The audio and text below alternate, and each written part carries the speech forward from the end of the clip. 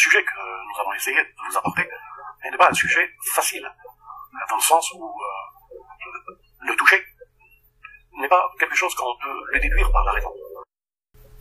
Que la paix soit sur vous, les Gaulois et les Gauloises, courageux résistants à la dictature sataniste qui bientôt ne sera plus mondiale mais locale. Vous venez d'entendre Yahya Gouasmi. Nous allons encore le réécouter plusieurs fois, et désolé d'insister, mais si on veut vraiment comprendre ce qu'il dit, il faut le réécouter plusieurs fois.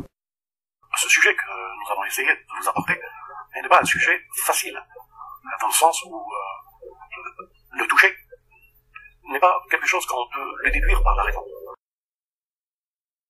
Bon, que dit-il exactement? Il le dit de façon pas très française, hein, mais que dit-il? Il va aborder un sujet qui n'est pas facile, parce que on ne peut pas le traiter ou le comprendre par la raison. Donc, il y a plusieurs messages déjà qui passent dans ces 2-3 mots là. Il y a l'idée que donc il va aborder un sujet difficile. Donc déjà il y a quelque chose qui relève de la stratégie d'intimidation. Il nous intimide. En gros, attention, ça va être compliqué, accrochez-vous, c'est pas facile. Bon, du coup là, on a une petite crispation du genre, est-ce que je vais être capable de comprendre? Et ce doute sert à beaucoup de manipulateurs. Donc il prétend qu'il va aborder un sujet qui n'est pas facile.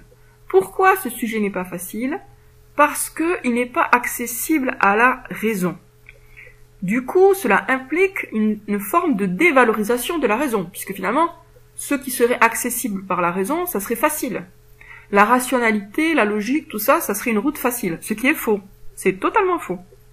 Et donc, il y aurait une autre... Et alors, déjà, donc, il y a une dévalorisation de la raison, et ça c'est très important à noter, parce que c'est le propre de tous les enfumeurs de dévaloriser la raison, de Lacan à Eckhart Tolle, en passant par beaucoup d'autres. Ils dévalorisent la raison pour enfumer leur public ou leur auditeur. Mais il y a aussi l'idée qu'on va pouvoir comprendre son sujet à lui, qui est l'intelligence artificielle dans le Coran, un truc comme ça. On va comprendre son sujet à lui en faisant appel à autre chose que la raison. Mais si on ne comprend pas avec la raison, on va comprendre avec quoi exactement? Le cœur, sauf que dans le Coran, il est bien dit qu'on raisonne avec le cœur, le verbe raisonner, donc on réfléchit avec le cœur, on comprend avec le cœur. Et effectivement, il y a des neurones dans le cœur. Il y a des neurones dans le cœur. Bon, en réalité, on raisonne avec la tête et le cœur, mais l'essentiel, c'est ce que dit Dieu, donc on va le croire. L'essentiel, c'est que la lucidité, elle vient du cœur. Mais c'est une lucidité logique, rationnelle, raisonnable. Or, Yahya Gouasmi nous dit que son sujet n'est pas facile parce qu'on ne peut pas le comprendre avec la raison. Du coup, on est censé faire appel à quoi exactement? Les sentiments? Ou alors le contraire de la raison, c'est-à-dire l'incohérence, l'absurdité? De toute façon, là, clairement, il est en train d'utiliser une stratégie pour neutraliser notre sens critique et nos capacités cognitives, notre logique. Il nous incite à ne pas nous servir de notre réflexion, à ne pas nous servir de notre intelligence. Et du coup, je trouve là qu'il a un vrai point commun avec Eckhart Tolle que j'ai étudié de près.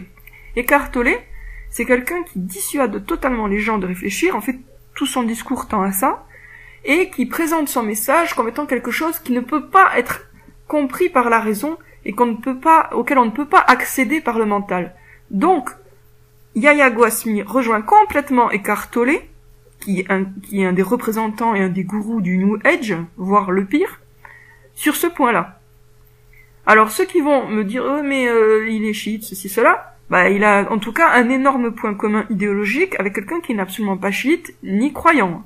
Parce que Eckhart Tolle n'est ni chiite, ni musulman, ni chrétien, il n'est pas croyant Eckhart Tolle. Il pense que nous sommes Dieu, donc il n'est pas croyant.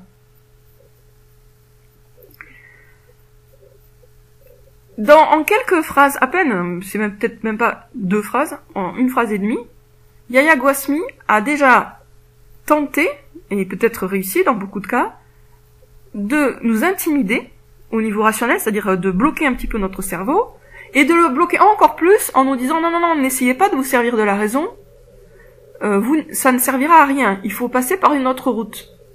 Donc, il nous dissuade d'utiliser nos neurones. Ça, c'est super mauvais signe. De plus, il dévalorise la raison puisqu'il prétend que la raison, c'est la facilité. C'est les sujets faciles qu'on peut comprendre rationnellement. Les sujets difficiles, c'est pour les gens qui ne se servent pas de leur cerveau. Bon, c'est totalement faux, hein. Se servir de sa raison, ce n'est pas facile. Ce n'est pas la solution de facilité. Il est beaucoup plus facile de suivre ses émotions sans réfléchir que de faire abstraction de ses émotions et de réfléchir à froid, rationnellement, calmement. C'est beaucoup plus dur.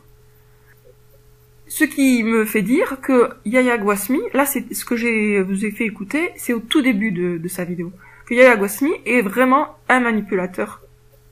C'est le propre des manipulateurs de prétendre que leur discours se situe au-delà de la raison, alors que Dieu lui-même, c'est Dieu, hein, il nous parle en s'adressant à notre raison, il nous demande de réfléchir. Et quel est le texte qui est plus logique que le Coran? Le Coran est extrêmement logique, rationnel et carré. Et Yahya Gwassmi va faire, soi-disant, mieux que le Coran, puisqu'il va nous parler d'un sujet qu'on ne peut pas comprendre par la raison, qui n'est pas facile, mais voilà, on va le comprendre en éteignant notre cerveau, quoi. Sur ce, je vous dis à très bientôt les amis pour une prochaine vidéo. Ce sujet que nous avons essayé de vous apporter n'est pas un sujet facile, dans le sens où le toucher n'est pas quelque chose qu'on peut le déduire par la raison.